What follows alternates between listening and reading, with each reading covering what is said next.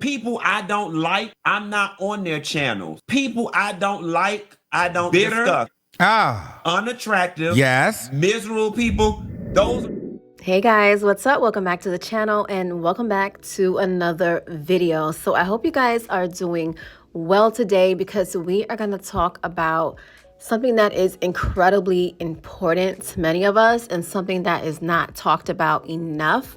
So since my last two videos, I have gotten a lot of feedback and I'm still getting notifications from people still leaving comments. I'm still getting DMs on Instagram, people asking me, hey, what can I do for this? What can I do for that? And a lot of people are, well, not surprisingly, a lot of people are dealing with anxiety and depression because anxiety is not talked about because a lot of people do not understand it. They don't understand what's happening to their body and they don't understand where it came from or even ways to cope with it and to manage. So we're going to talk about that today. Before we dive right into it, I want to say welcome to all of my new subscribers to the channel. Be sure to hit that like button on your way in.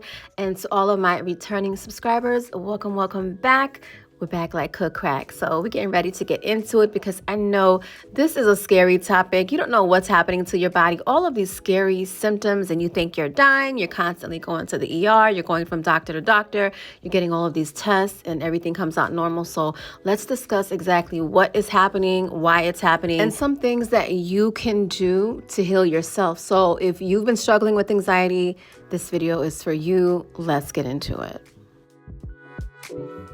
So anxiety is our body's natural response to stress. It's a feeling of worry, nervousness, unease about something with an uncertain outcome, and we all experience it from time to time.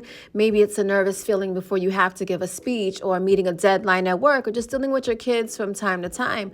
These normal situations are completely normal. However, for some people, anxiety can go beyond those occasional moments and it becomes chronic, meaning it shows up in our everyday life in a way that it disrupts our normal functioning. So when it becomes overwhelming like that, it takes a toll on our mental, emotional, and even our physical health. So let's talk about the physical symptoms because it just doesn't affect your mind. It affects your body too. In fact, a lot of people don't realize that the physical symptoms of anxiety can be just as intense, if not so more than the mental ones. So physical symptoms, the most common physical symptom of anxiety is racing heart or palpitation. So you might feel like your heart is pounding out of your chest, and it can be really scary if you've never felt it before. And this happens because your body's preparing to either fight or run from a threat. But when there is no threat, that pounding heart is just anxiety in action. Stomach issues, it can manifest into your digestive system, and many people experience like nausea, diarrhea, or just a general sense of discomfort in their stomach. And anxiety often messes with your gut because your gut and your brain are connected through what's called the gut-brain axis. So when your brain is stressed, your stomach might react in kind of a way as well. So we're going to get into how the brain is also connected with anxiety. But the other symptom that I wanted to talk about is derealization, and it's a scary feeling of being detached. So a lot of people don't probably know about it, or they probably experienced it and don't know how to explain it. So if you've ever felt like the world around you isn't real, or that you're somehow detached from your surroundings, you might have experienced derealization. It's when anxiety triggers this. It feels like you're watching your life from the outside, like you're looking through a fishbowl glass, if you will. So almost like you're in a dream or like in a fog. It can be really disorienting and scary, but it's something many people go through without understanding why it's happening. And you might feel like you're losing control or that you're disconnected from your body. And the reason this happens is because when you're overwhelmed with anxiety, your brain goes into a protective mode. And it's like it's almost trying to disconnect you from the stress. It's kind of protecting you in a way, and it's a defense mechanism. So the brain is trying to shield you from something that feels too overwhelming. It's like your brain is saying, this is too much. Let me put you in a fog to protect you. You know what I mean? So I want to be very clear that it's scary, but it's not dangerous and it can feel very terrifying at times, but it's important to ground yourself in the present moment. When this happens, try to focus on something concrete, try to deflect, just remind yourself that your brain is keeping you safe in this very moment and that it's just temporarily. Let's talk about what's happening in the brain when we're experiencing these symptoms, when we're having anxiety. So the brain is a beautiful thing. It's the most mysterious yet fascinating organ in the body, in my opinion. But when anxiety kicks in, it's like your body is on high alert, right? And there's a part of the brain called the amygdala. And this is our brain's emotional center. So when something feels threatening or overwhelming, the amygdala is going to send signals to other parts of the brain, which controls the release of stress hormones like cortisol and adrenaline. And we all know what adrenaline does in our bodies. So when these hormones are released, they're here to help us fight or fight in stressful situations, meaning if you see a lion in your path, your brain is going to release cortisol and adrenaline. That adrenaline is going to give you the energy to either fight the lion in that path or to flee from the situation. So that's our fight or flight response. Now, this is helpful if we're facing real danger, right? But when anxiety becomes chronic, this response gets triggered even when we're not facing any actual threat. It's like it's on go. So this is why we always feel anxious or fearful if there's no immediate danger for people that have anxiety. And over time, this can wear on the brain and lead to feelings of being like stuck in a constant state of fear and stress. And when a person is stuck in a constant state of fear, that is called generalized anxiety disorder, otherwise known as GAD. And people with GAD experience excessive, uncontrollable worry about everyday events without any specific triggers. And this happens almost every day. So when I was reading some of the messages and some of the things that people were going through, I know one lady said that, well, a couple people said that they have anxiety, and one person said that they have panic attacks. So let's explain panic attacks versus anxiety attacks. I know generally speaking, they may seem like they're the same, but they do have some differences. So with an anxiety attack, you kind of feel it like building up over time. And you can kind of, that attack is coming, so you can kind of prepare yourself for it a little bit. But with an anxiety attack, it abruptly happens, like out of the blue. It has no warning. All of a sudden, like say you're driving your car and then out of the blue, you start having palpitations, your heart starts racing, shortness of breath, you can't breathe, you feel like you're going to pass out. You had a panic attack. And a lot of people kind of can't distinguish between the two, but I guess it really doesn't make any difference because it's a lot of the same symptoms and they are both very, very scary. All right, so before we get into some helpful tips on how to manage anxiety and some natural remedies, I first want to sprinkle a little bit of psychology one-on-one to help you understand what's happening with anxiety on a deeper level. I took psychology when I was in school and it was my favorite subject. I aced it. I love learning about how the mind works, the brain, and studying human behavior. So let's talk about cognitive behavioral therapy, otherwise known as CBT. So this theory says that our thoughts affect our feelings and our feelings affect our behaviors. So if you're constantly like thinking, I can't handle this, or I can't do this, or this is overwhelming, or this is going to go so bad, it can set off a cycle of anxiety and depression because you are manifesting those feelings. Okay, so when people go to cognitive behavioral therapy with their therapist, the goal is to change their thinking patterns, because if you can change your thinking patterns, that will ultimately change your behavior.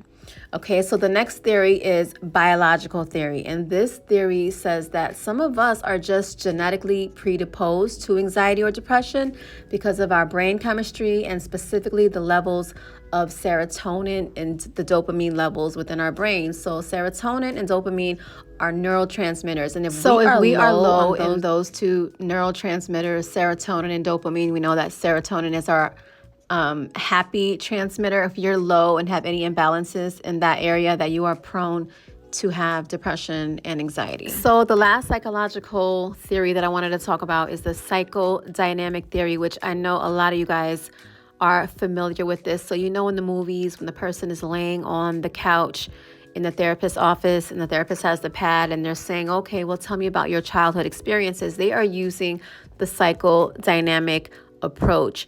And this approach states that anxiety comes from like your unconscious conflicts that are rooted in your early childhood traumas and your childhood experiences. And what they're essentially doing is trying to bring those repressed thoughts to the forefront so that the person or the patient can deal with it head on and possibly relieving them from their anxiety issues. So that is the whole psychodynamic theory. And you know what? I think Treese, just to use her as an example, if she were to ever go to, get therapy, I think that she would benefit from the psychodynamic perspective because, as we all know, she does have a lot of childhood traumas and experiences. So just to use her as an example of the type of approach and the type of person that would benefit from it. So anyways, we went to school. We have Psychology 101. And now, child, I am not a therapist, nor do I claim to be. However, I did take 2 semesters of psychology, which I aced, by the way. And, that's why I'm familiar with the theories and the processes and all of that. But if any of my therapist friends are out there in the audience and you feel privy to comment or leave your thoughts and opinions, feel free to do so. I greatly appreciate that, and I accept any constructive criticism, and please feel free to correct me where you feel that I am wrong, okay? So let's get into some statistical data, because people with anxiety tend to feel like that there's no one else out there that could possibly be going through what they're going through, and that's why a lot of people do suffer in silence. But believe it or not, there are 40 million people in the United States who suffer with some type of mental anguish, and this is according to the National Institute of Mental Health. You gotta cite your sources, the NIMH.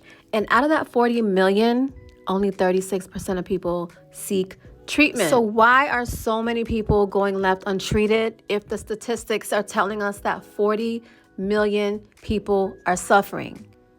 And you know why that is? Because there is a lack of access to proper mental health care, or people don't know where to go. And oftentimes they can't afford it because their insurance does not cover mental health services adequately. So it's kind of heartbreaking because anxiety is something that when it's treated properly, it can be managed effectively. But without that right support, it becomes harder to break that cycle. So on top of that, you have all of these people, especially in these marginalized communities, that don't have access to quality care because they just simply cannot afford it, right? And this makes it harder to get the care that they need. And that's why educating ourselves and finding alternative resources. So if you can't afford therapy, there are some other options. There are free or even low-cost options available. So if you Google therapy directories, it'll come up and you'll just put in the information and it will help you find therapists who actually offer a sliding scale. And that just means that the fee is based on your ability to pay. And then there's also like online, like those hotline numbers you can call. There's community support groups. There's online therapy, which some of them do offer a payment plan. So there are other options out there. You just kind of have to do the research. But in the meantime, in between time, there are some things that you can do at home for natural remedies for anxiety. So we're going to get into that. So let's talk about some natural remedies for anxiety, especially for those who are facing challenges with accessing any professional type of care or treatment. Let's talk about ways that we can manage it ourselves in our everyday life. 3 things you could do: breathing, exercise, and herbal remedies. So it's not just any breathing, it's a special technique for deep breathing. And what deep breathing does is it calms you down in the midst of an anxiety attack or when you feel it coming on. You know how like when people say, calm down, take a deep breath. No, literally take a deep breath. Taking a deep breath activates your parasympathetic nervous system, and that is a system that calms you down and it counters that stress response. So it's not just any type of deep breathing. It's called box breathing. You can Google it, write it down. You're going to inhale for 4 counts, and then you're going to hold and then exhale for 4 counts. Do that a couple of times. Your heart rate is going to slow down. You're going to feel a sense of calm because that parasympathetic nervous system has been activated. Exercise, I cannot stress that enough. It's a game changer. It doesn't have to be anything strenuous. Just do a little walking around your block, dancing in your living room, whatever. Just move your body, because exercise releases those endorphins, and those are those feel-good chemicals that help you lift your mood and will reduce your stress. Herbal remedies. So me personally, I like to use or drink chamomile tea. I start my morning off with it and I end my day with chamomile tea because it has calming, soothing properties to it. You can use the tea or the supplements. Me personally, I like the tea. I like the Bigelow brand. But again, if you are thinking about using anything herbal, please consult with your doctor, because herbs can counteract with any medications that you may be taking. Now, you guys know how I feel about medication, but it comes to a point where you may need medication. If you become too unstable, where you're not stable enough to go to counseling, you're not stable enough to talk to a therapist or do simple breathing techniques, that's just not working for you at the moment. Sometimes people need medication. You know, it's not for everyone. Everyone has a different chemistry makeup. So what works for one person may not work for the other. And the thing with medication is that it's all about trial and error. You know, one medication may not work, but another may. They may have to decrease or increase the dosage. So it's just like a trial and error type of thing. But medication is not for me, but it may be for you. So always do what's best for you. I always say that. Consult with your doctor. If you need medication to stabilize you, to stable you out, to stable your mood so that you can look at other alternative ways to heal, then do that. There's absolutely nothing wrong with that. You have to do, again, what's the best decision for you. I want to also talk about the struggles of being unsupported. So like one of the biggest struggles for those people who are dealing with anxiety is the misunderstanding that comes with it. So many people don't fully understand what anxiety is, and that makes it incredibly difficult for those who are suffering to get the support that they need. I'm sure many of you have been told things like, oh, it's all in your head, or just snap out of it. That kind of language is not helpful. It's very hurtful, and it can leave someone feeling even more isolated. So when you're struggling with something like anxiety, hearing comments like that can make you feel like you're not valid or that your pain isn't real. And it can cause you to shut down, to keep your struggles hidden, and to avoid like reaching out for help. And I want to say this loud and clear. Your anxiety is real, okay? The emotions and experiences that you're going through are valid, and you deserve compassion and understanding. So I know that it's difficult to reach out for help when you're feeling misunderstood, and you don't want to burden anyone. And sometimes you even start questioning yourself, right? Am I overreacting? Is this something that I should handle on my own? If that's something you've ever felt before, please know you are not alone, and you don't have to suffer in silence. And it's okay to seek help, and it's okay to need supported. And most importantly, it's okay to not be okay. So before I close out this video, just a personal message to my supporters, specifically the ones who reached out to me asking for help with anxiety. First of all, thank you for reaching out, and I'm sorry that you're going through this. I know that reaching out can be difficult, and I want you to know that you are not alone.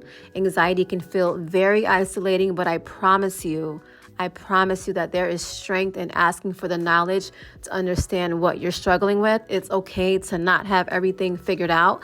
Life isn't perfect, and you don't have to be either. Your mental health matters, and I want to remind you that healing is a journey. It's not a race. So there will be ups and downs, but with time and the right tools and the right information, you can learn to manage your anxiety and find peace. So just take it one day at a time, and remember to be kind to yourself, okay? So that is it for today's video. Y'all know I don't be doing these long videos like that, but I hope this gave you some valuable insight and understanding. I truly hope you find these tips and therapies helpful. If you have any questions or want to share your experiences, drop them below in the comments. I love to hear from you guys. Don't forget to like this video, like right now. Share it to someone who may need it, and subscribe for more content, all right? Until then, take care of yourselves, and remember, take a deep breath and be kind to your mind. Bye.